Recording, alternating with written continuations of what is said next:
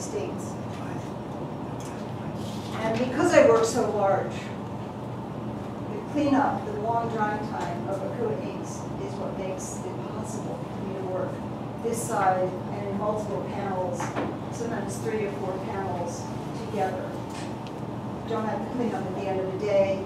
Don't have to worry about things drying out. I can walk away. I don't have to clean my blocks for weeks. I come back, something else, reactivate, and I can use them again. Does this correspond to your experiences of them? Good, so I don't have to give you the pitch, right?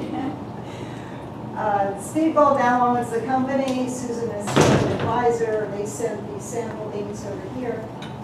To the right are the 4 additives that I use. It's down, I've got it down to 4 additives. Magnesium carbonate, transparent base, release agent, which has become more and more important. I'll do a lot of demoing of release agent today. I do things that Susan never imagined. And the blending medium, which is somewhere over here. So this is, and the mag mix is a pre-mixed magnesium carbonate. I don't use it because I would go through a jar in every session. So I tend to use the powdered. All right. A lot of what I'll do is viscosity work. How many of you have used these things with viscosity? Yeah, so you have some idea, and you know what I mean by viscosity. Does anybody not know what I mean? I don't really. It's exploiting the attraction or repulsion of different weights of ink, different densities of ink. The best way to explain it is the peanut butter and jelly analogy. It's very hard to spread peanut butter on top of jelly. You can easily spread jelly on top of peanut butter. So some inks are stiffer and some are looser, and you take advantage of that difference in the way you roll and layer. Any questions so far? Any questions? Just speak up. I've done a number of sample prints over here, and they correspond to the numbers on this list. I wasn't able to get a copy for everybody. If you want to give me your email, I can send this to you electronically afterwards. But they're numbered over here, and you can grab, there are a couple of lists around, you can grab and match up the number with the output over there. I'm really terrible at following a sequence because I get distracted and want to do something else and something else. Seems more interesting, so I'll roughly follow this. The samples follow it. I'll do a little bit more playful sequences. What I have here are a number of blocks. Some of them are printed already in the samples over there. Some of these are hand cut, and some of them are laser cut. Have any of you worked with laser cut blocks? Fantastic. These are quotations from that famous print of the Parting of the Red Sea after Titian, the way historic artists have dealt with water. I've done it with some Japanese treatment of water. I've done it with different historical prints, how they treat water, and then I do my own version as well. But it's just something I had these blocks. I had them done recently. So I threw them in my suitcase and brought them along. Yeah. The laser blocks, are those commercially cut, or do you have equipment that does that? I don't have equipment. I work with the image. Draw it, take it from somewhere, alter it, change it, send it, push the button, send the digital file to the guy who cuts for me. It comes back in the mail 2 days later. The fact that you can draw it the way you want it and change it, you can do a drawing and it comes back. The way I've found this really interesting, I've done this very recently, because I do lots of monoprints, and I do lots of rolls, and they're accidental ink marks, textural ink marks. If I take a block and I do that as a monotype in black and white, I can digitize that, put it laser cut, and it captures that, all that texture from the rolling of the inks. You can look at some of these over here. One on the left in particular has a lot of that scumble from the viscosity rolls, and you can capture that with a laser cut in a way you could never do it by hand. You just wouldn't be able to do it because you get these little microscopic strokes. Anyway, to get started here, number one is a transfer to a block. I did this already. It's this block. I inked it in navy blue, or a dark color. I ran it through the press, and this is the transfer that I got. I do a lot of transferring to the block and from the block on the press. So what is the blue on? What kind of material? I transferred it, it's on plastic, PETG, it's very flexible plastic, it comes thin. If you want to know, a lot of my techniques are on the DVD, these samples over there on the table. So I inked this block, plastic face to it, ran it through the press. Now I'm going to deviate immediately from my sequence there. And I'll use this block. Again, it's a laser cut block taken from a diagram of wave interference patterns. So it's a scientific treatment of water movement. Put it on the press.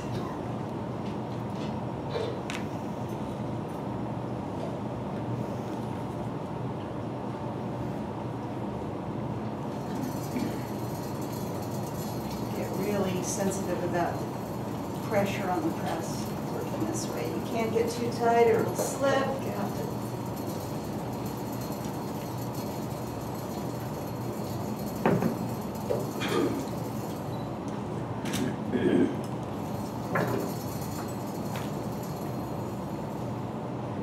Okay, so now I have that lifted off.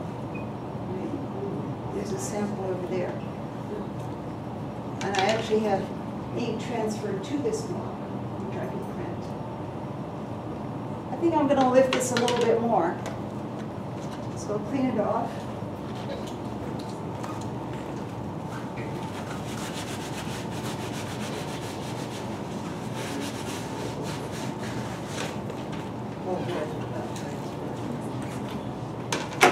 Oh, that's all right. If I can match it up.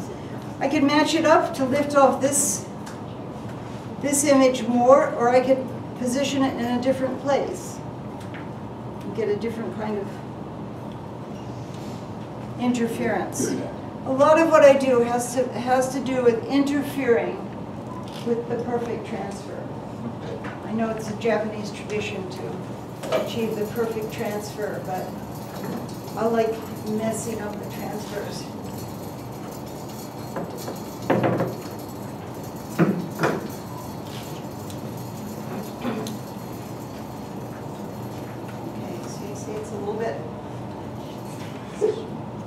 Lighter. I didn't quite line it up there. That's all right.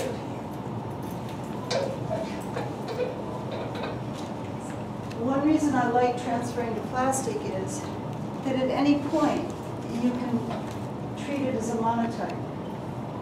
You can then go in and you can wipe things out, you can paint things, you can add to it, you can fool around with it. So I'm just going to fool around with this.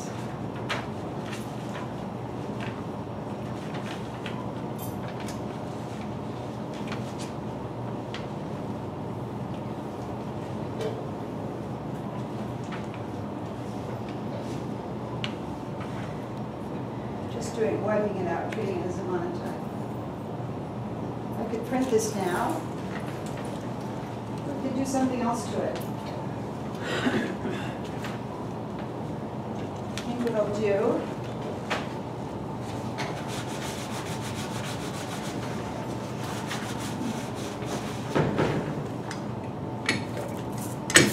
wipe it clean, and I'm going to roll it with release agent.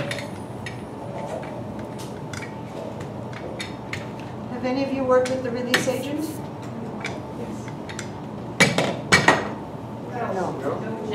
No, tried, but you've tried, but it hasn't. Well, it was developed by Susan to do just what the name implies, to release the residual ink from a plate that's been printed, to get more of the ink off. And if you do an experiment with a monotype and you have residual ink and you roll one side with release agent and leave the other without, you'll see a dramatic difference in the two. But in the past year, I've been using the release agent as a stencil material, as a resist. And I'll show you what I mean by that.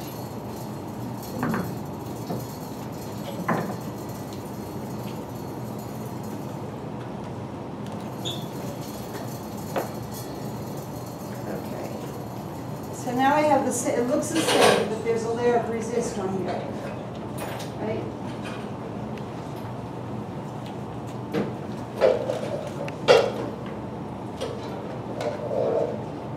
This does not work.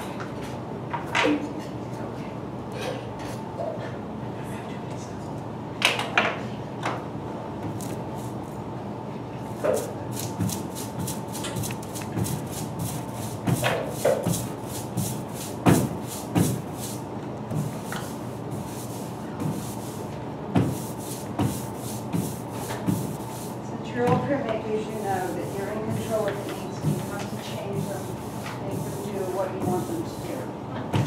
So I'm always loosening and stiffening and making more transparent and pushing the inks to behave the way I want them to behave.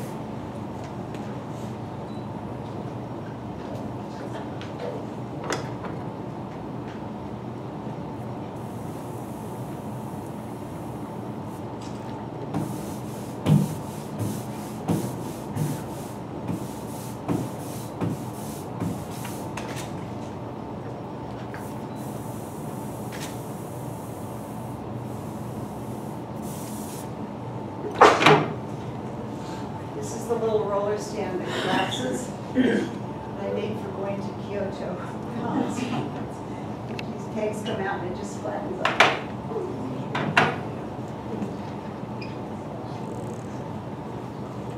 Okay, so now I have 3 layers here. The transfer of the dark blue, the transfer of the resist, the lift off, let's say 4 layers, and then the wipeouts. So now I'll just take a print of this.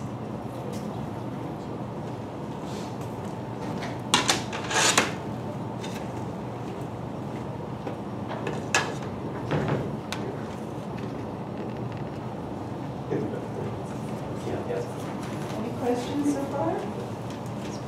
Have you sufficiently confused yet? Is that a Japanese case you're using? What I'm demoing on is kirikata. Okay. The only one on the wall that's kirikata is this one on the far. Kirikata. Yeah, kirikata.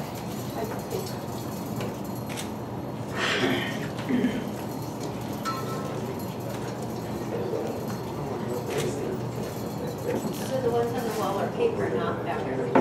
Yeah, they're paper. They're all paper. Yeah. Very often people think that Mistake that. they have a fabric feel to them, yeah.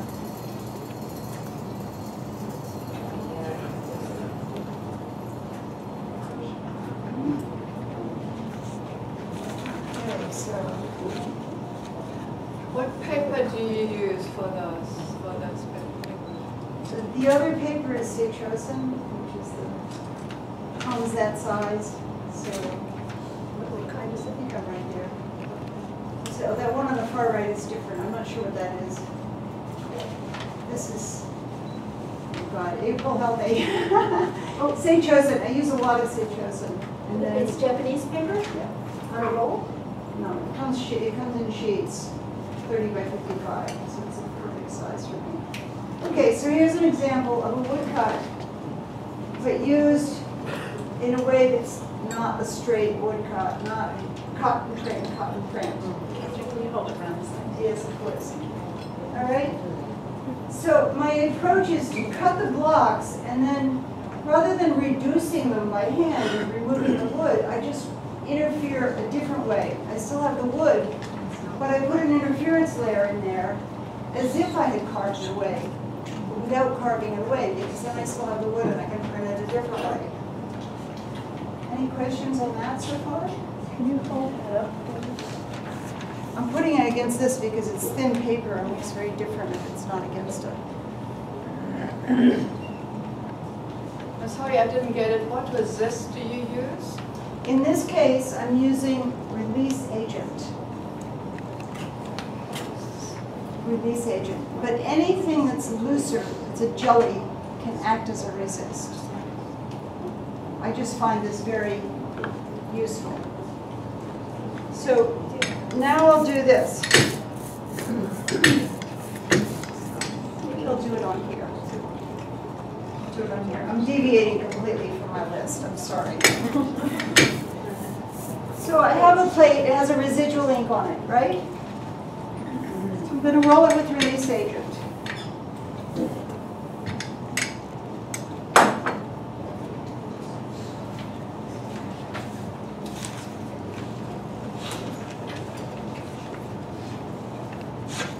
I'll take the same.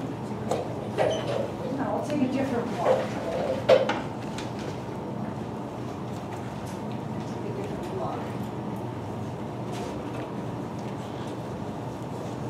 Take this one. I'm going to take a piece of tissue.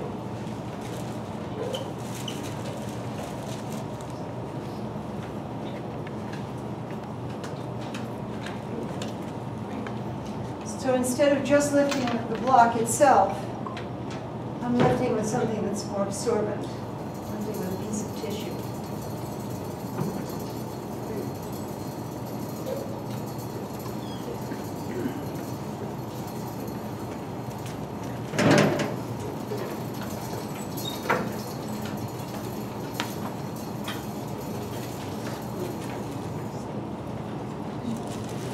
So it's lifted up. You see the plate? You see how it's there? It's lifted up one full on. You have to be willing to take your accidents. You see where it's lifted up? It's all different. So there are different layers of resist on here. Because I was using the tissue, it's going to have a texture interference as well. And because I want some areas to be really, really clean for the next roll. Let's see, I will.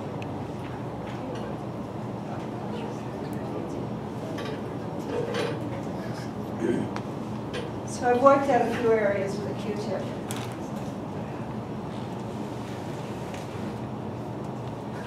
Catherine, do you exclusively work with the press or do you use the bed ends too? Use what? The bed ends, the hand rubbing? Yeah, I print by hand a lot as well. Yeah. I do both. Okay. Yeah. I do whatever works. Very often my pieces of paper don't line up with the edges of the block. Yeah. And I'll need to print by hand or I'm selectively inking. So I'll print by hand. I use everything.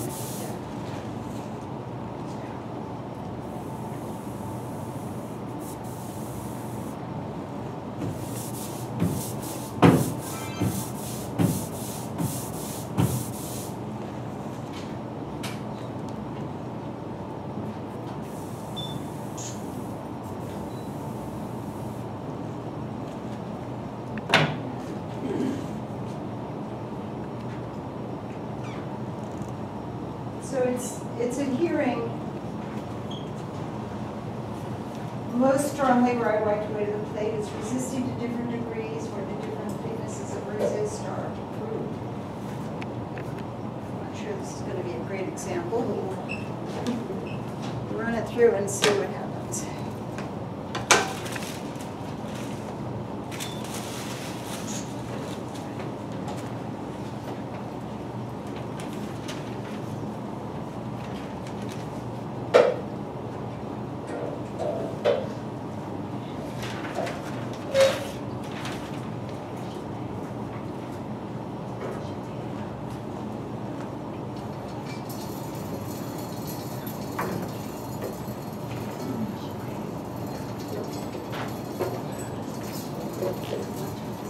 doing this. Some of you tell me some of your experiences with the Akua and you have problems with it, or? One thing that happened to me is I was doing a lot of monoprints for a while, Yep. and I was using them. And then I switched. I was actually maybe doing moku-hanga. I didn't use them for a while, and the bottoms of the plastic containers melted. What year was that?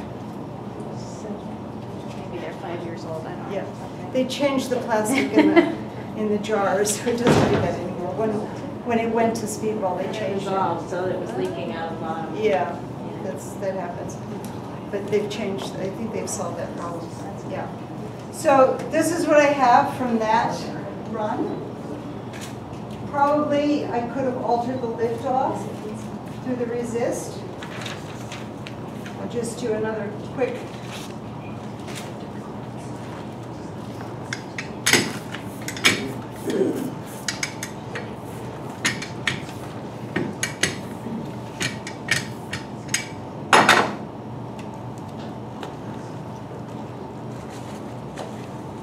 So if you have a ghost image on your plate, and you like the ghost, some parts of it, and you want to transform it into another image,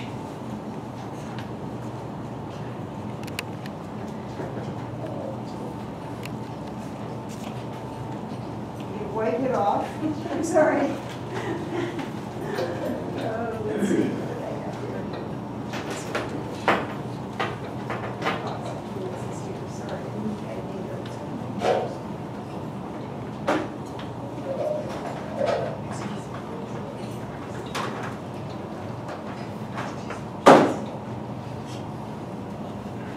This is really just a demonstration of how well the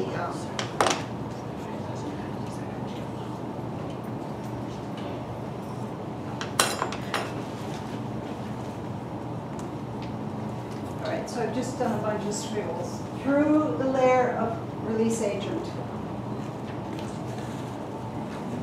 Looking at my work surface here.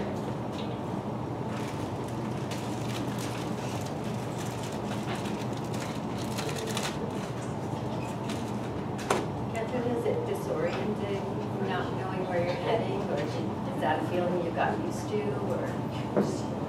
I love it. Yeah. Because then you're constantly surprised. That doesn't mean I don't have a plan. It doesn't mean I don't have a strategy. And it doesn't mean I don't have several steps that I've planned out, thought about. But the thing is that it forces you to be very, very aware of what's happening as you go along. You have to learn to read the ink very clearly. You read the ink and you pay attention. It forces you to pay attention. Every move. Yes. Are you using the Akua bottled ink or the Intaglio. Yeah.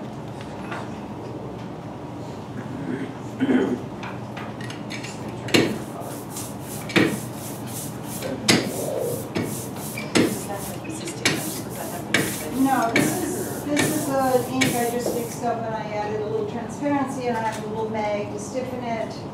So it's and this roller is too small. I'm going to do it anyway. You know, the size of the roller relative to your plate is critical.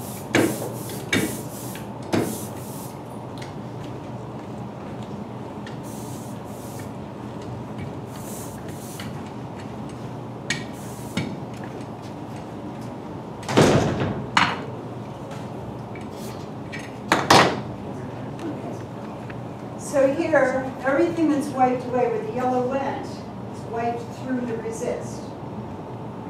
And of course, at this point, I can continue wiping.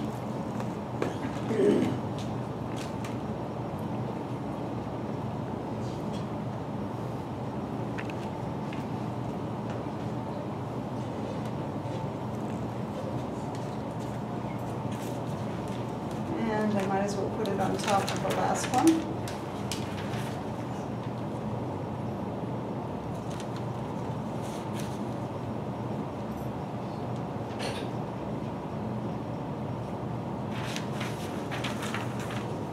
but I'm not making art. That's on the wall.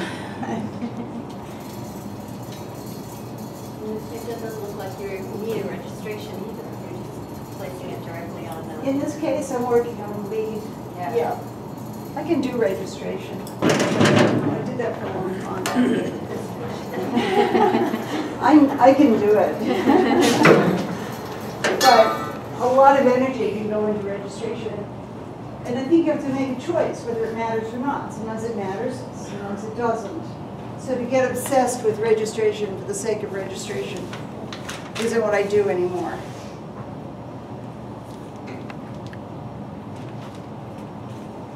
Okay. It'll make a nice base for something else. So maybe I'll do something really tricky now, and then I'm going to back up and follow the steps a little bit. Because. Let's see. This block. I'm going to take this block, which is a version of the famous wave.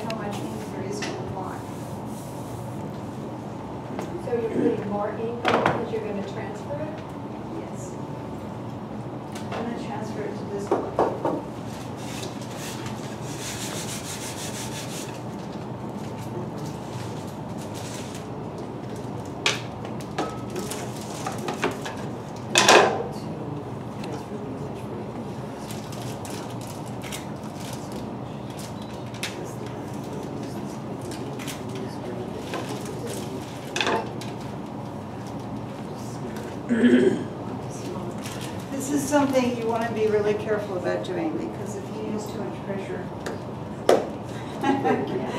imagine plywood. So I'm going to lighten it up.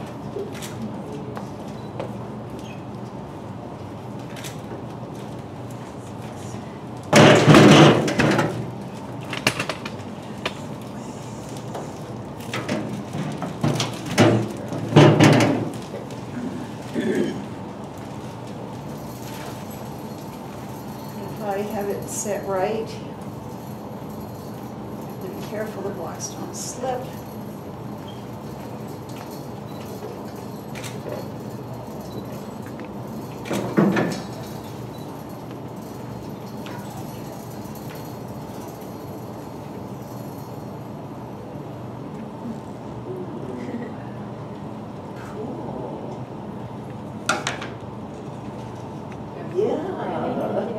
So I have two. That's a twofer.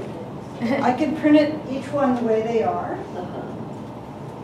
And I think I'll do that. Maybe I'll print that on top of this, right?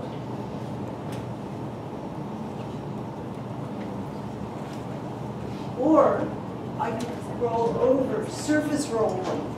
You can leave it the way it is, or you can surface roll to ink the connecting areas, the connecting spaces. So you have to make a choice in each step. This is another thing I love about improvisational. Should I do this, or should I do that? Should I put it on this one? roll. Yeah, you're right. What does that mean, surface roll? Tighten it.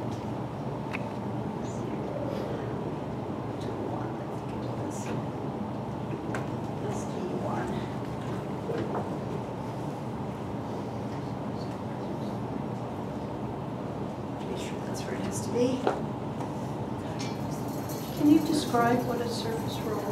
I'll do one. Yeah, I was just using the rollers. Okay. I'll do it on this other block. And there's an example of this process right behind you on the table there. This one.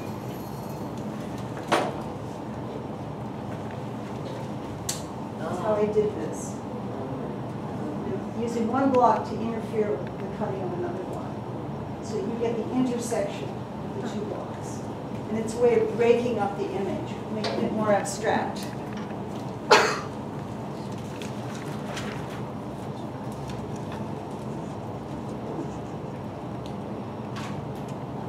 It needs a little more pressure.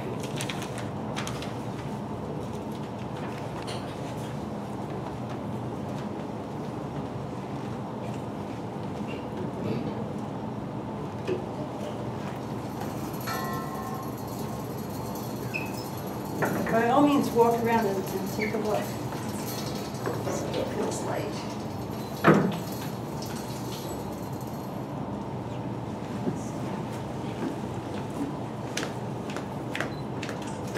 Or I could go to a Baran, print it by hand and get the pressure that way.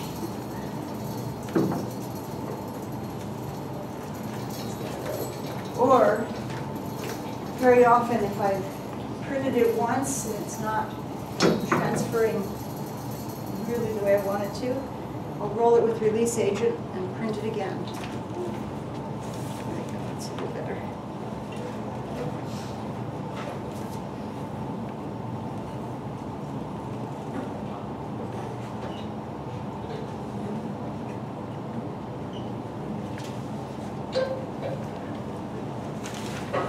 And now I'll do a surface roll on the other one, which is this one. And let's see. Probably want something pretty transparent. So we'll just make this ink more transparent. Those of you who work with Akua, do you change the ink while you're working with it? Do you thicken it and loosen it, make it more transparent? You sound like you've got some experience with it. Because that's one of the wonderful things about Akua. It's really lends itself well to a wide range of viscosities.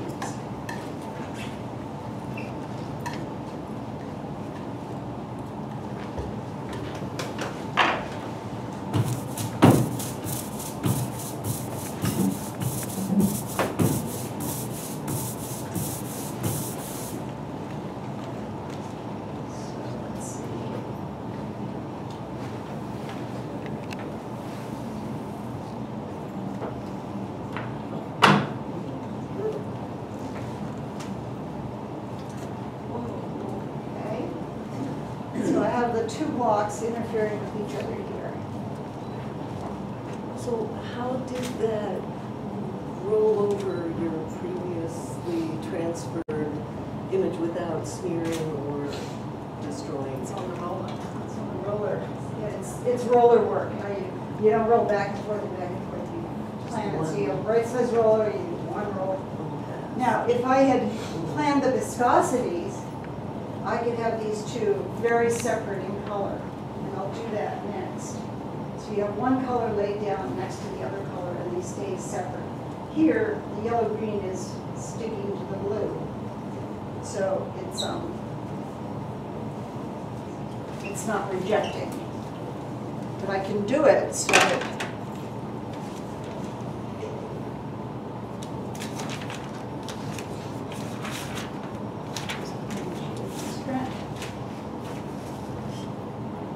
questions? Fire away if you have questions.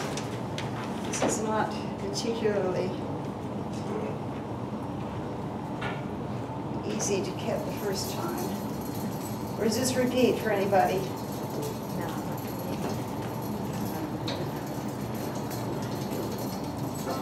Does anybody here work this way? No.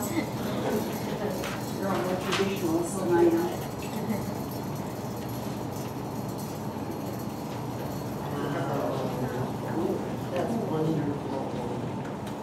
One way of getting here, I'll put this in here.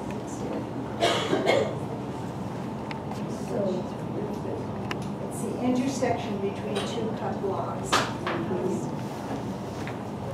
One is the way the second one is. The second one was this one.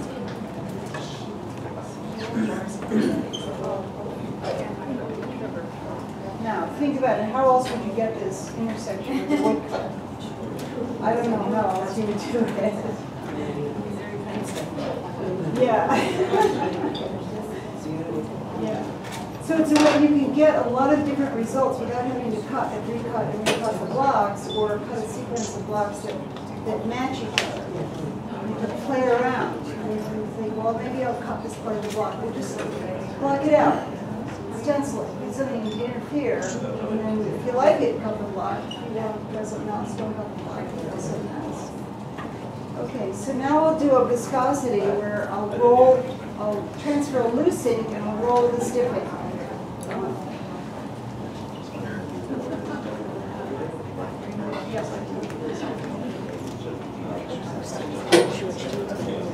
Great. Clean up. I would use that. Thank you. Is Jody still here? Jody had to take off for a temperature. She's going to be back. So you're Jody. She's Jody now. Yeah. All right, this one. This is one that I inked earlier. I just rolled it with a fairly loose ink. I can't even say that. It's looser than the ink I'm going to roll next. And I think I got it right.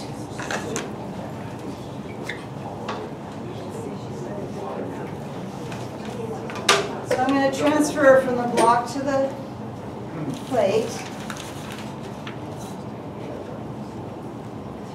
And in this case, I want to lighten up a little bit because I don't want to crush the ink. I want the ink to transfer it. I don't want it to be crushed on the plate. If I guess right, it'll be there, transferred, but not splat.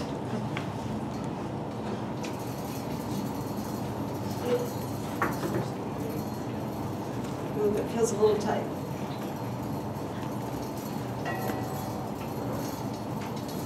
Do that again. Quite tight. Yeah, you see that transfer splatted? Yeah. If you want a really sharp transfer, you do it again. If you don't mind the splats, then you go with it. I'll do it again for the sake of the demo.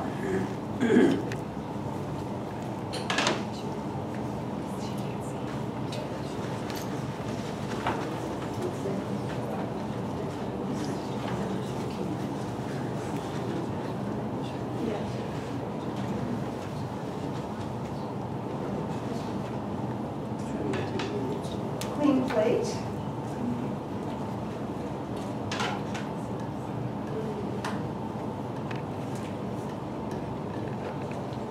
Just going to test my viscosity here. Getting a good rejection. Do you see that? I recommend always testing how the inks work together.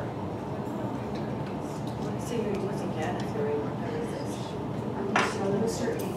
This is going to resist that. Yeah. You can do it with transparent days, with a release agent, or a looser ink. In this case, I'm going to do it with a looser ink.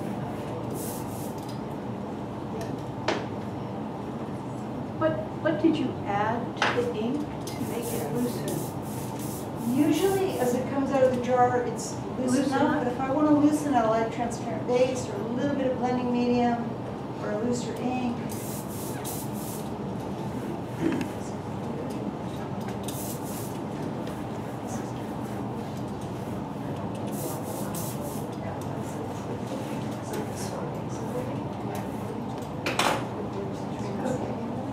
Re-inked block, clean plate. Loosen the pressure. Why did you re-ink it? Because the pressure was too great when I ran it through before. Oh, so you're starting over. I'm just doing it over. It's a demo of what not to do.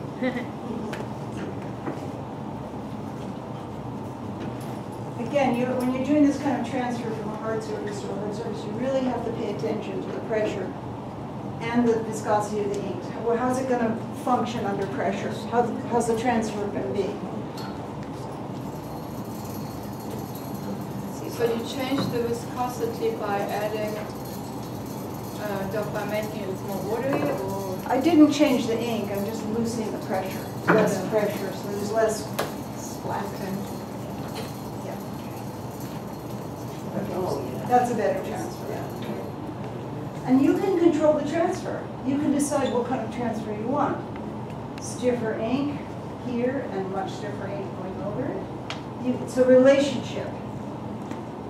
So you can decide which way you want it to look. Or take your chances.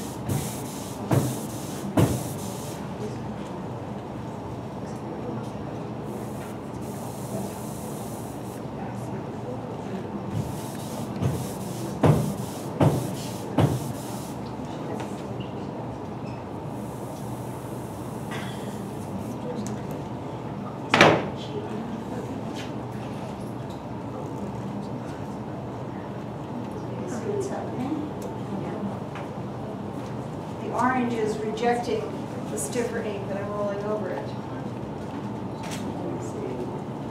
So now I can do anything. I can lift off of it, I can print something else on top of it, another layer, I can add or subtract from this one and treat it like a monotype. But I'm using the blocks as the equivalent of a paintbrush or a scraper or a tool. So should I do something else to it, or should I just print it? Print it. How much trial and error, how much time did that take for you to get used to these things? In 2008, I was doing work for a show in New York. And I wanted the work to be big. You didn't walk into the room and immediately know it was prints. As you know, in New York, there's a prejudice against prints. And I did that show in oil-based inks, big blocks. And after that, I said, can't do this anymore. Fumes, cleanup, the physical exhaustion. I decided to switch to Akua inks with the thought that if I could get something I was happy with, I'd stick with it. If I didn't, I'd go back to oil. But I kept working with them and discovered things that they could do that oil-based inks couldn't do for me, and that allowed me to work at the scale I wanted to work at. So it took me a while, and I'm still learning. For example, I've just been learning how to make use of the release agent. That what I showed you about rolling it out and wiping through it is a great way to work in series, because you can have a ghost, roll over it with release agent, wipe through it, print it. Roll it with release agent, wipe through it, print it. And keep going, never cleaning your plate. And you can put your plate away until next week. Get it out and keep going. It's very, very relaxing in that way. It's very gentle and relaxing, because you don't have to rush to press, you don't have to worry about your roll is drying out when you're away at lunch or dinner, or even the next day. Susan Rostow leaves her graders covered in ink. She can do it. I don't do it, but if she does it, it's okay. You do it. All right.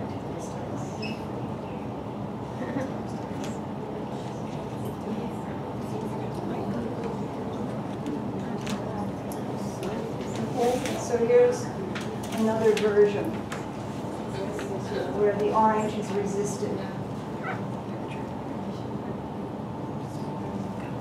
We're actually getting back on track here with my with my demos. See it over there?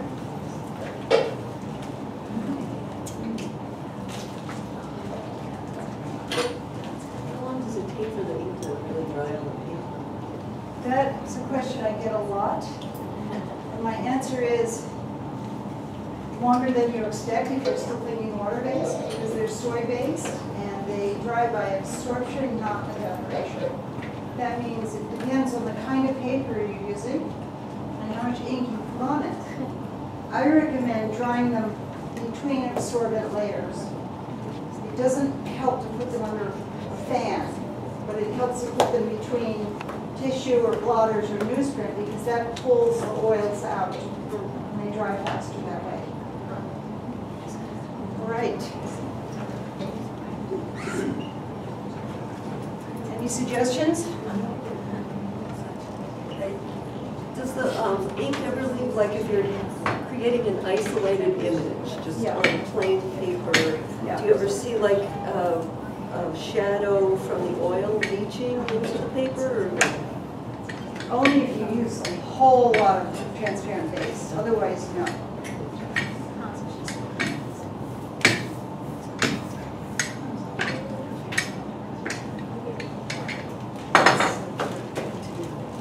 All right, I've inked this one with release agent. I could ink it with transparent base, that would work. I'll do that another time.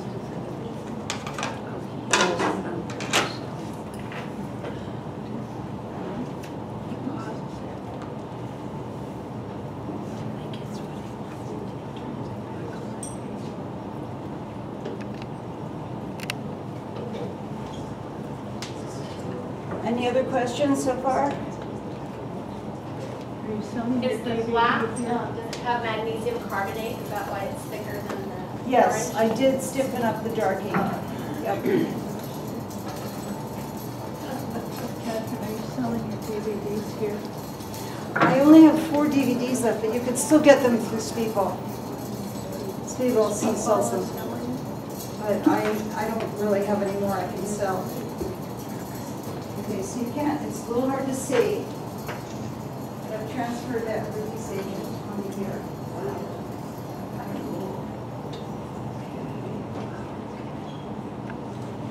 Now I'll take a color.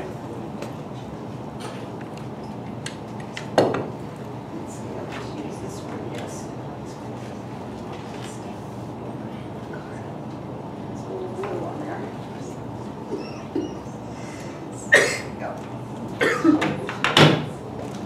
Those of you who use Akua have the baby wipes, you know what the baby wipes? Tell us. This is the best way to clean up. Really? Yeah.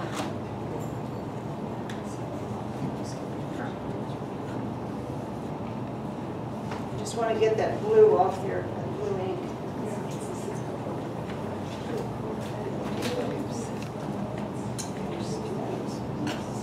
Oh, you've done with baby wipes. Maybe you haven't, maybe you haven't.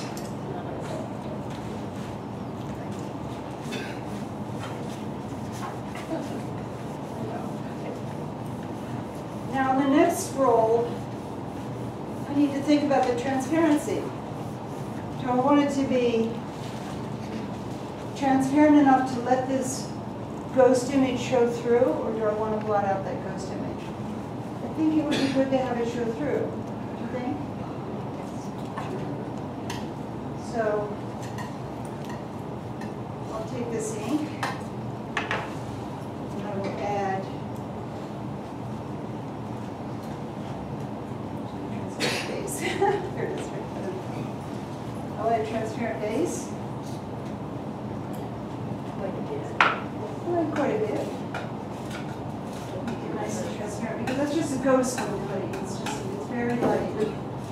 Because this is too loose. It will be accepted. It will stick to many places. So I need to stiffen it.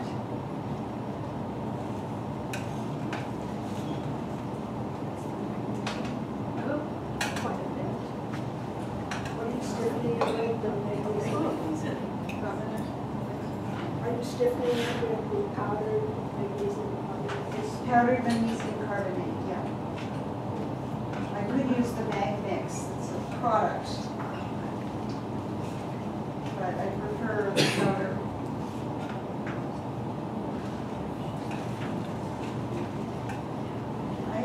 I could talk about how moku-hanga has influenced me, but I hope that's obvious. How my work relates to that tradition. When I started teaching less toxic printmaking, I was doing a lot of watercolor monotype. And that really led me to wanting some form of printmaking that was less toxic. But at that point, I was finished with editioning. I just wanted a more one-of-a-kind improvisational approach to printmaking, partly because I reached a certain age and I realized you can't control life either. You never know what's going to happen in life, and kind of seem to go with an attitude towards printmaking. All right. Let's see. What is the benefit of having a lot of transparent base and then making the ink very stiff? The transparent base will allow the ghost image to show through, and the stiffness, if it's stiff enough, will be rejected by the release agent. So there will be two factors there. I'm going to test it. Here's my release agent over here.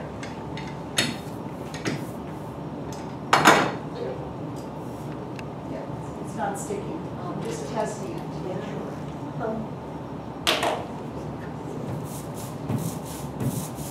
So you can have a lot of transparent base, but it can also be very stiff.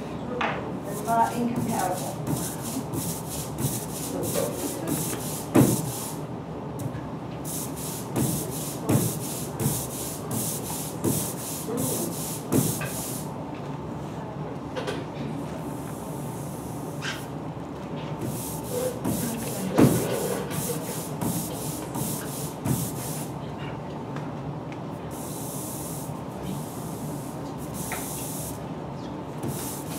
Roll enough times so that wave will actually show up.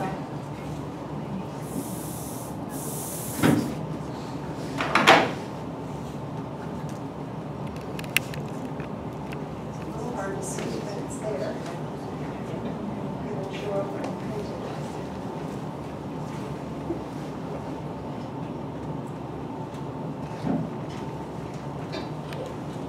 Let's see.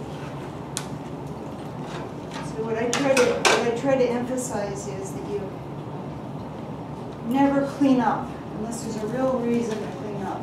Because if you clean up, you lose your history. You lose that propulsion into the next version, the next layer, the next move.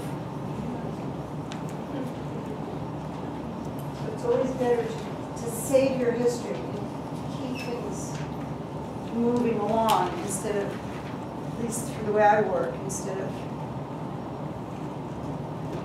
going to a blank. What was I saying?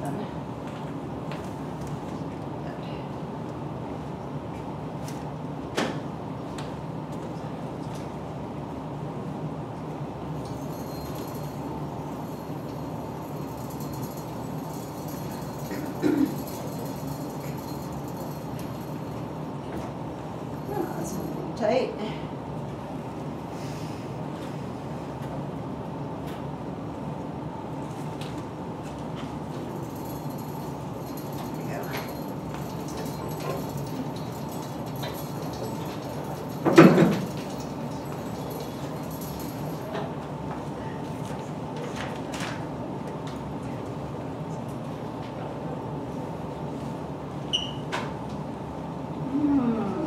Wave didn't show up.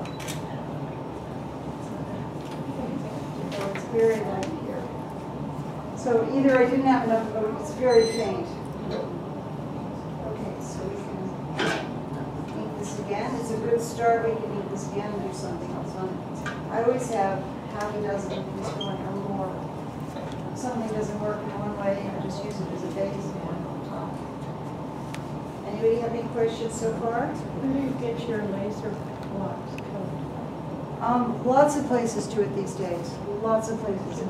They're called CNC machines, and most schools have them now. Any maker spaces have them. would probably just Google it, laser cutting. Oh, yeah, laser cut, yeah. Yeah, with a CNC machine. Cutting. Hmm? So how do you get the laser cut done? I order it. I send them well, there's a guy on the South Shore outside of Boston. And I just email him the digital file and the block comes back. And he does it on sheet wood? He does it on Sheena wood. He can do it on plastic, on Sheena wood, on any surface practically that you give him. So he can do all kinds of things. Okay, so you send the image to him. Yeah. On what? On just the Digitally. Digitally. Okay. Yeah. And the guy in Boston, who's that? Who's the person in Boston? Are you near there? Well, I'm there twice in Cape Cod twice a year, possibly. Yeah, he's in Weymouth. What's his name? His name is Andrew Lorge. Andrew Lorge. Oh. Yeah, Lorge. But his company is Space Time Printing. Space Time Printing. No, very good. Okay, I think it would be useful to look at these samples that I did, and then if you want me to demonstrate any particular one of these, I will do so. So if you can all come over here, I'll hold them up. Think what? I'll hold them up. My camera. There's the camera. So this one is the simplest one. I just inked a block, transferred it to a plate through the press. Very simple step. Ink and transfer. You printed that from the plastic or the wood? Wood onto plastic, onto paper. So really a lot of these things I'm showing you are offsets. They're offset. And what it allows is, it allows me to print the parts of the block that are cut away as well as the parts that are raised. That's the big advantage. And also when it's on the plastic, you can make all the monotype moves, all the traditional monotype moves. Okay, so this one,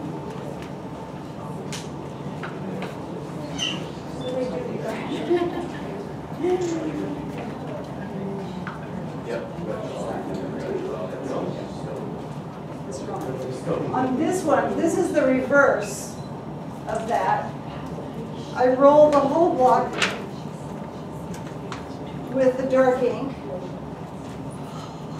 and I use the block, the whole plate with dark ink, and I use the block to lift the ink off. Let's see the other one next to it. Yeah. No releasation on this at all. Just straight ink on the plate, and I lift it with the block. And you can decide how many times you lift. You can keep lifting till it gets really clear and there's very little ink left, or you can leave ink. It's your choice. Or you can lift with tissue. You can lift with crumpled tissue to get texture. You can lift with a netting. You can lift with anything. Yeah, I'm a little confused at this point. How did the lift? How did this? What changed? I'm Between sorry, these two? I just got lost. Yeah, between the This two. one I inked the block. Yeah. And went from the block to the plate. Okay, to the plate. And this one I inked the plate and went from the plate to the block. I lifted with the block. Yeah. So I used the block to put it down and to take away what was left. Right. And I could have gone on lifting more ink off so that the wave would be very light. You can decide.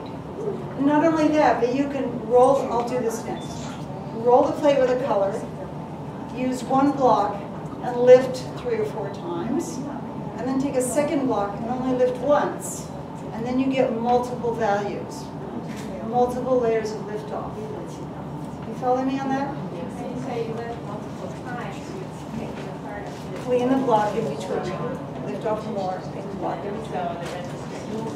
Well, it's dark, you can see it, pretty close. You can see it. There you go. Okay.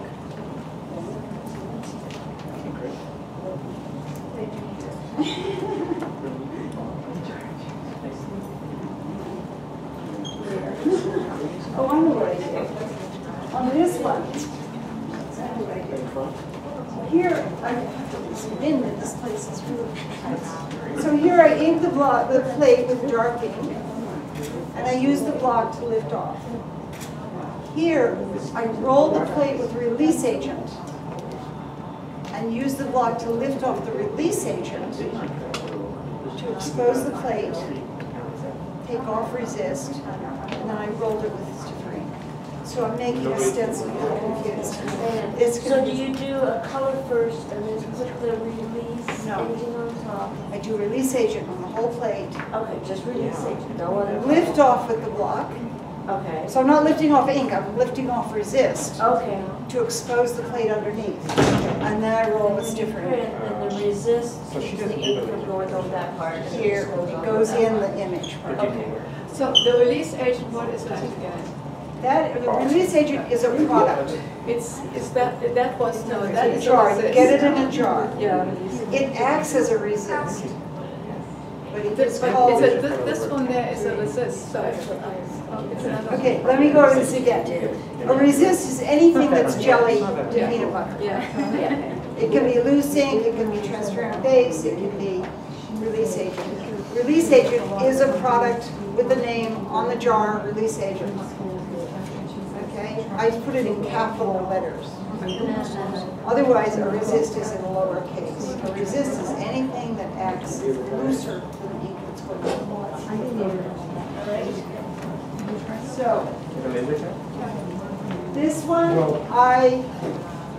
here I rolled release agent on the plate. Here I rolled release agent on the block. Printed release agent on the plate. Okay. If you will say stop, do that, I'll do it. All right?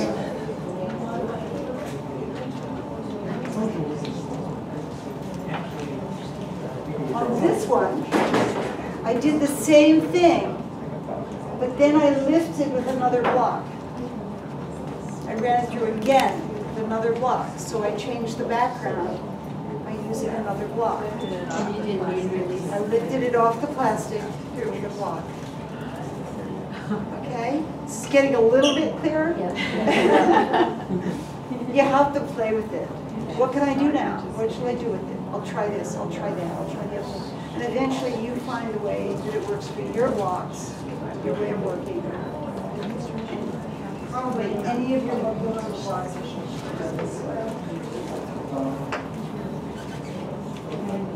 Okay, after I did this, after I used the block to lift the background, there was ink on that block. Right? There was ink left on the block. So I lifted it off the plate.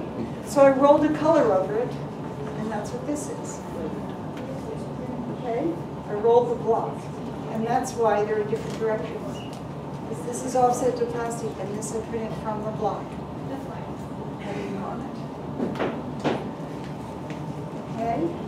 So you're just basically using a plate and a block and going back and forth. With different viscosities, different order. And in this demo, I'm not doing a lot of hand work, but I can't. Let's see. What did I do here? I printed with a loose yellow, rolled over with a stiffer dark. You're all getting it by now, right? Okay, what did I do here?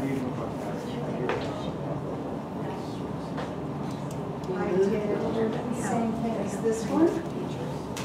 Printed with the wave, rolled over with, I printed it with the release agent as a resist, and then I rolled yellow on the same block and printed it in a different position. And then I rolled with the dark ink, stiffer. Okay? Questions? You're shaking your head one way and not the other way. You're going in circles. Brand new to a lot of us. Oh yeah, but this is the beauty of using wood blocks, which you have. You have the wood blocks. Play with them. You have the wood blocks. What did I do here?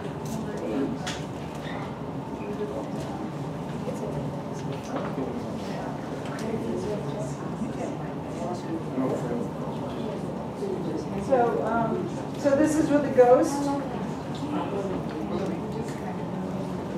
It was it's the same thing I did on here. Lift off. This one, where it had ghost, and then I lifted off with the wave in a different position. Can you put a release agent directly on the block?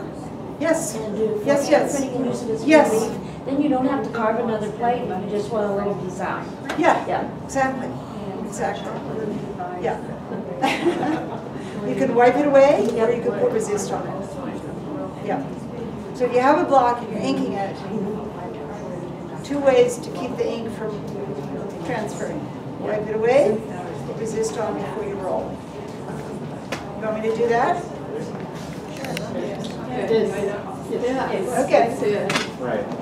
Well, for a show. So there's, what did you do with these? Well, let's see.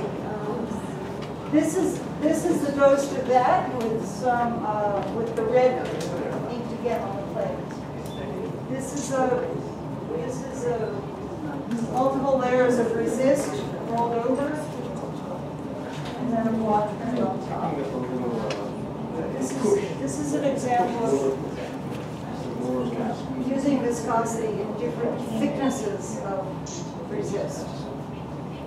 If it's thinner, it will start to pick up the ink sooner. If it's thicker, it will resist longer. So you get multiple values that way, really playing with it. Explain more how you did these.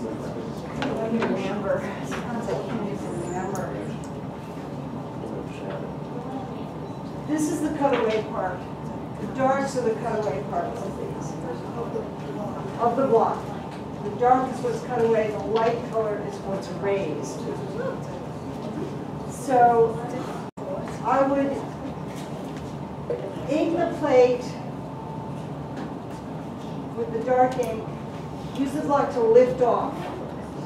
And then if it wasn't lifted enough, I'd clean it out by hand. Sometimes I have to clean it out by hand, and that's an opportunity to draw to change it. But there are 3 or 4 different blocks of each of these. Well, how did you get the dark if we get the light is the raised? How did you get the dark? I put the ink on the plate first Oh, okay. and lifted off with the block. This is the raised, and that's the cutaway. Is this the size of the plate you're using? The blocks are 5 feet by 2.5 feet. So they're pretty big. This doesn't fill it all completely. And then I did a lot of spot inking, printing by hand on this one. This violet is the last run, and it's an example of one of the few times when I use opaque white. I use very, very, very little opaque white because it just flattens everything. It reduces the range and value. I like transparency so you can get dark and light in the same run. The violet I printed last by hand, opaque white, just gently on that one. This is probably the trickiest one of all because the orange is the cutaway part, light blue is text getting out.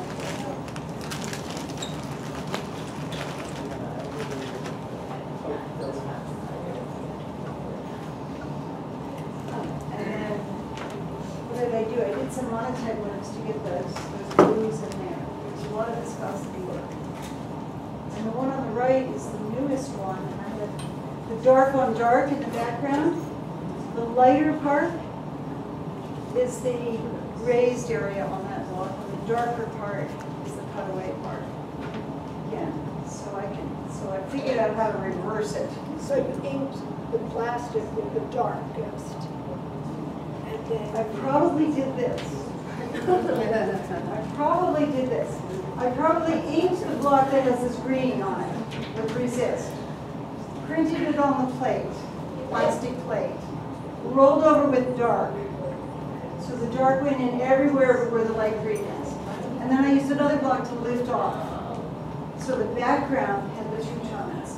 And the foreground, then I can print that in any color I want. Registering. At this point, I'm registering. It was a tricky one. So are you making at any point when you're printing to go between light and dark colors? Yeah. How do you just buy it? Well, you have to treat it like watercolor. If you lose the light, you've lost the light. It's transparent ink, so you have to calculate. You have to think a little bit about it. It's a brain game. It's a brain game. Keeps you young. Question. Yes. Have you ever done this on fabric? I have not. If you were to do it on fabric, how would you set the ink? I don't think, I'm not sure that's possible with Akua because it's soy-based. I do not know how that would be possible. That's a question for Susan. That's a question for Susan. But, you know, they used to print fabric with wood blocks, so that's a tradition as well. Wallpaper, fabric, moku-hanga, it has that wood block look, and we're all in that tradition. I'm just kind of figured out a painterly way. Yes? What is the paper that we're using for our work? No, It's mostly, when I can afford it, at $30 a sheet, I use Seichosen. What is it? What? Seichosen, S-E-I-C-H-O-S-E-N. That's what I get from Veroni International. S-E-I-C-H-O. S-E-N. There are two kinds, Seichosen and Seichosen. One is lighter than the other. I use the lighter one. The color, so the lighter one. Okay, so you wanted me to demo one, right? This is another example of, this is a good example. This is printing with the orange on the plate, plastic plate, rolling over with the gray, and then lifting another block with another block so that it lifts from the background and the foreground. Printed over an entire plastic sheet. Yeah, this is a viscosity move. I printed from a block. Right. Inked the block with orange, printed it on the plastic plate, rolled over with a stiffer gray, and used another block to lift off, so it lifts from both of those transfers. It pulls them together, intersects, breaks up the image. I'm really interested in that interference and the breaking up of the image because, you know, we all put together the world from little bits and pieces and we knit it together in our brains. Can you repeat that one more time? You took a block, you inked it with bright orange, transferred that to the plastic plate. Then rolled over with a stiffer ink, the gray, onto what? on the plastic plate, over the orange, and then I lifted off the third block. And then you printed that. And then I printed it, yeah. Now these are 2 examples, 3, 4 examples of just pieces I had around that had something on them. And I printed over them just as, you know, it was just a random piece I had left over and kept around. I printed over it and it just appeared and added to it. And that was the same with this. I just had this background and I printed over it. So you could just keep that stuff around and try it out and see what happens. And then if you like it, then recreate it. Okay, so you wanted me to do which demo?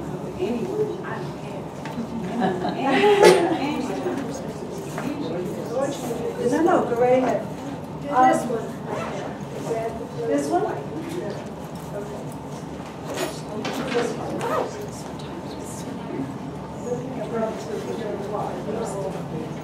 Do something similar to this. Any other demos you want me to repeat? Anything from the beginning? From the beginning.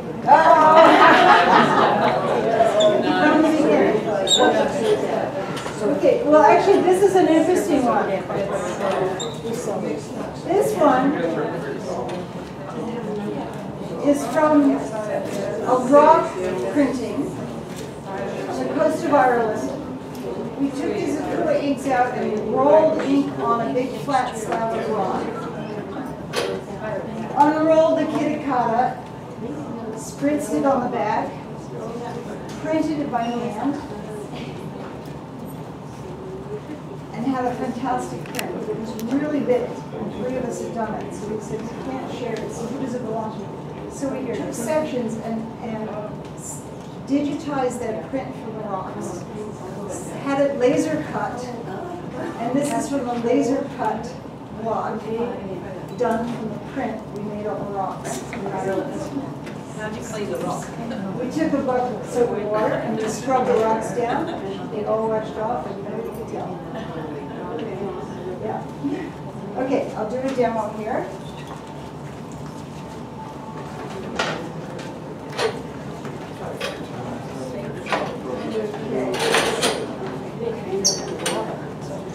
I want to do one more thing. I'll do this demo, and then I want to do one more thing before you go. We have a few minutes left.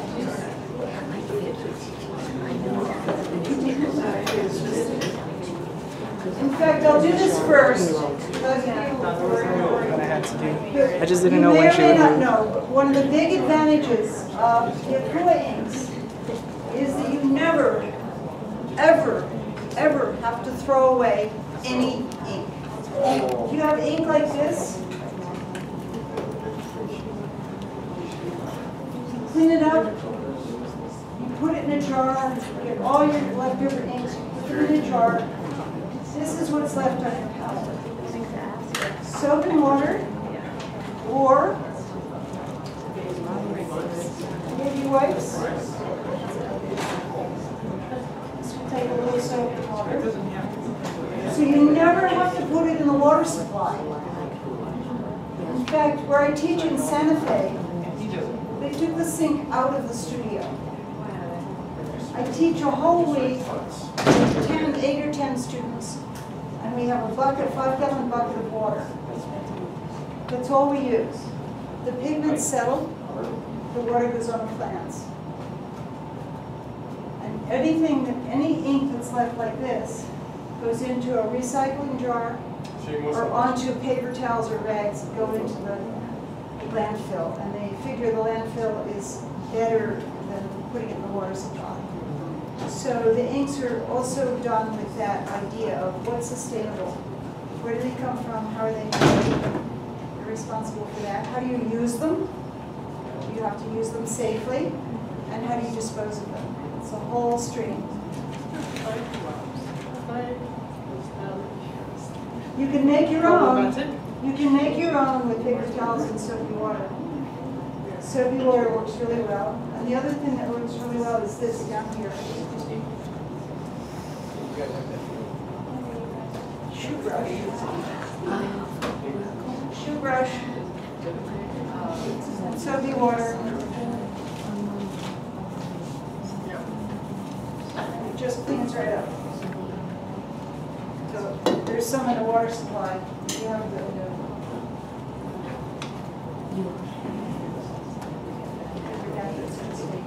So that's another advantage that I find really, really attractive about non-traditional oil-based inks, which polymerize, and these don't polymerize, so they don't stiffen up and harden. And that means you have to deal with different drawing situations. You have a lot more time to work, and you're able to do this kind of transfer work without worrying about inks really stiff on you. You want dinner, you go get your dinner. Get tired, I don't want to go back. You go to sleep, start the next morning. If you have that luxury in the studio, you can go day. Okay, so I'm going to do a demo of that one. And if there are any other demos you want me to do, now's the time to speak up. Let's see, I'll do this one. You lost your feed.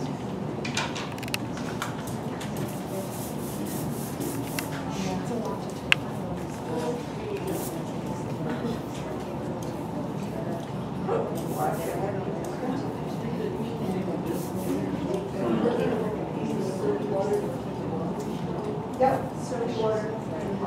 Yep, but I seal them. I seal them really carefully.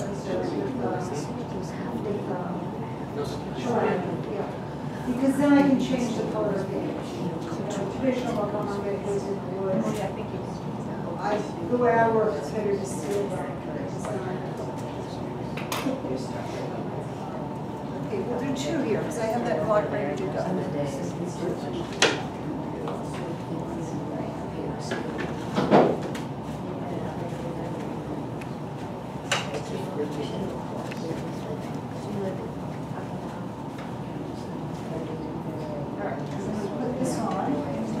press.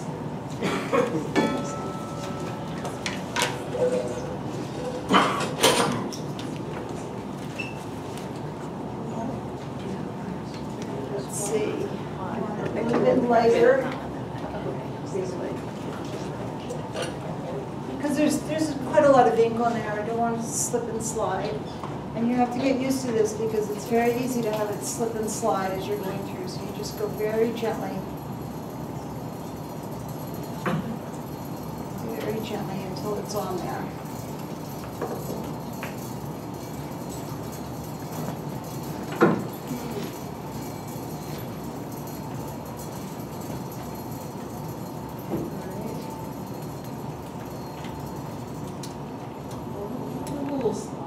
Slurpy.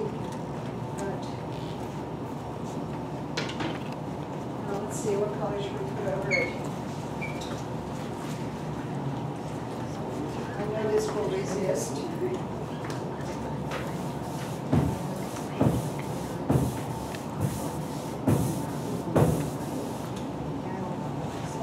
Go ahead.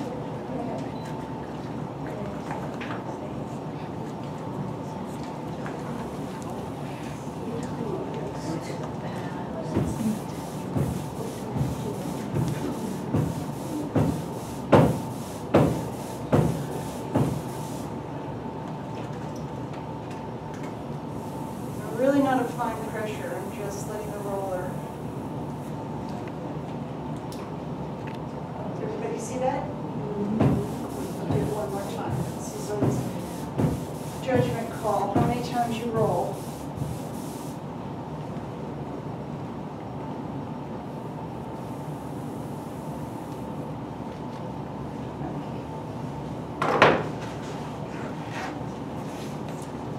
Now I'm going to lift in the background. I'll lift with, let's use this one. Let's lift with this one.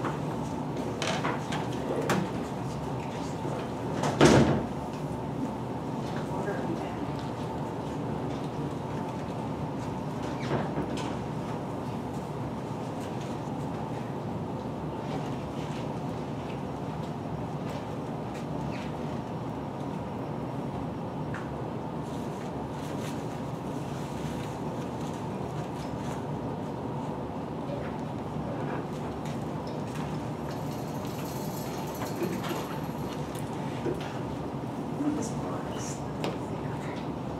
This block is not Sheena, the other ones are, so this is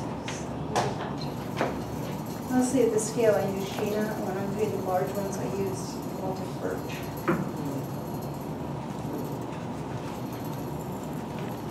It's right.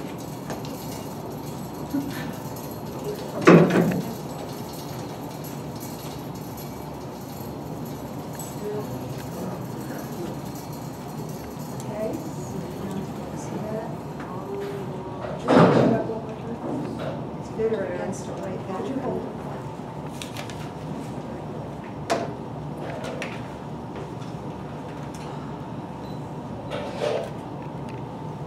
Should we print it? I have a question. Was that block pre-inked like maybe like an hour ago? Like I This didn't know that one? would get inked. No, this one wasn't inked. I'm just going to use it for the height.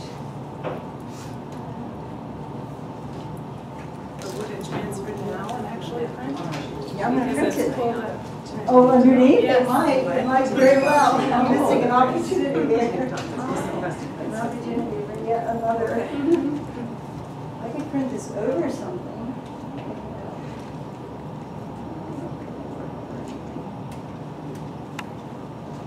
You think, should print it over this one? Well, that would be kind of crazy. Because it has this texture. I don't know. I don't know if that dark is going to work. I like it the way it is. You like it the way it is? On plain Yeah, just paper. sort of leave it like that. See what it looks like. Keep it simple. You're using the shiny side of the paper? I'm using the shiny side. What kind of paper is that?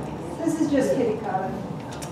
And I find that the roll kitty cut is much tougher than the sheet kitty cut.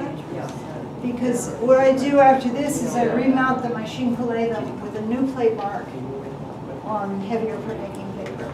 So it gets the white background, it gets a new plate mark. I just use shinkolay. Yeah, I remount these. It's so much more flexible to print on a bleed print when you're working this way. But then I use a blank plate that's a little bit bigger, so you get a plate more that's half an inch from the image, and I shinkolay on. And then the print paper is fresh and clean and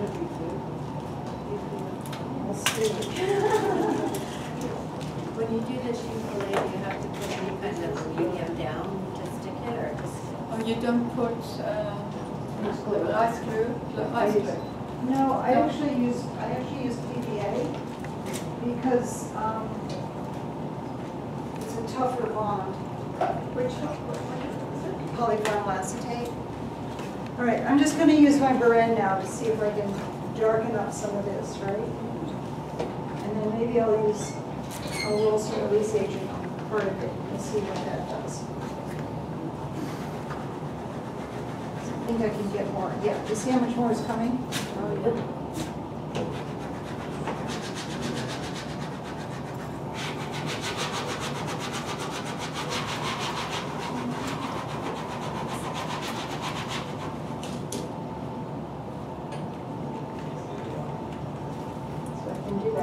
That's much darker.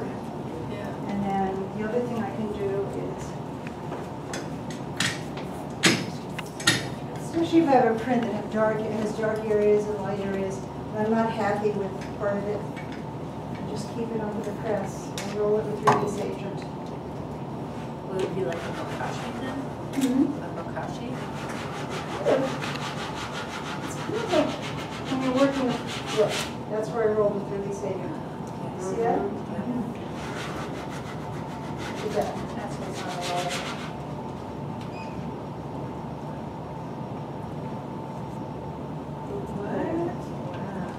The release agent just gives it that.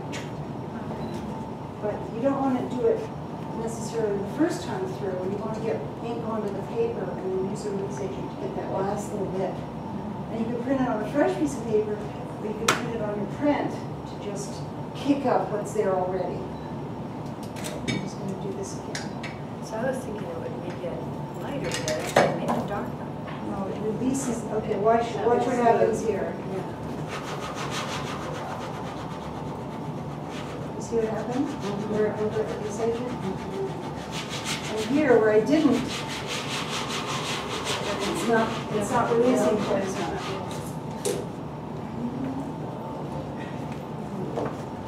Oh, but it's nice that contrast. You can make your choice. Yeah. You can choose which way you want it. Yeah. These lines are pretty fine. You may have been better just to leave them a little bit lighter. But it's knowing the materials and really paying attention. Not going by the rules. You have to have this pressure and this amount of this. You have to really be right there in the moment. Be here now, really with the materials and how thick they are and how you roll it and what the paper is. And be willing to be surprised. Doesn't work out. We can't control everything. Make space for accidents and build it into the process. Any more questions? Thank you. We're a little bit early, is that all right?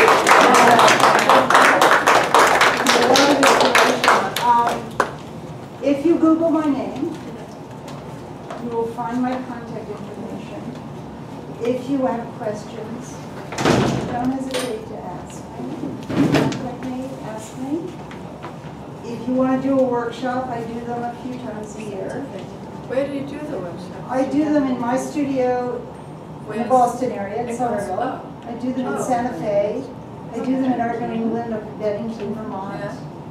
I do them in Ireland. Various places. So just the best thing is to just email me. I also have other information. When you do a workshop, I have a big fat binder full of information handouts that I make available. And you said your video is still available. It's still available, Talkish, Daniel Smith, Speedball, also. Yeah, I'm not sure if you people might able to find it or not, but if you go to the print suppliers, let's say. Here it is. Yeah, so oh, look at that. Look at that. Again, it's the back of the plate I used to raise the plate. And there's that. This is it on good paper. Yeah.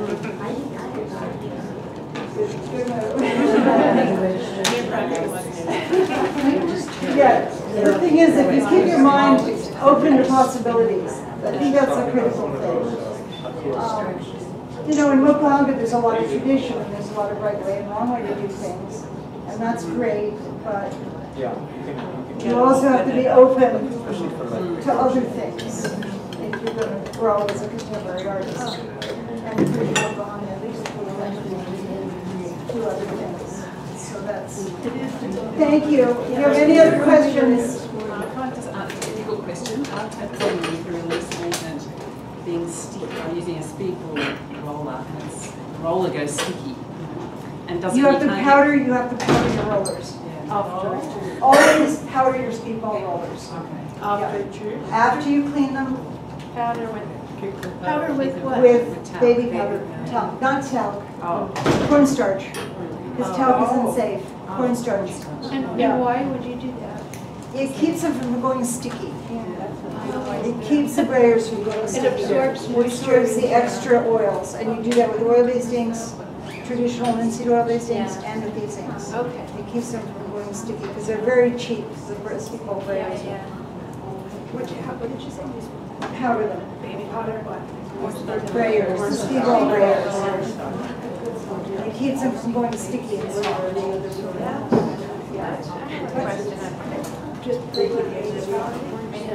Cornstarch. Yeah.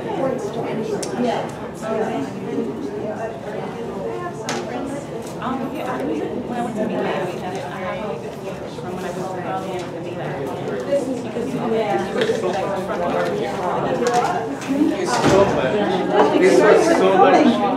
It's fun. It's just fun. But you don't do that with you can. It doesn't hurt. People always tell people. To answer your question, notice I'm bringing a dry paper. Once you can print with print dry, you don't have to, and a little bit of moisture, Talia or holograph or something else, a contour, a little bit of moisture, very least amount of liquid. So probably this would be humidity.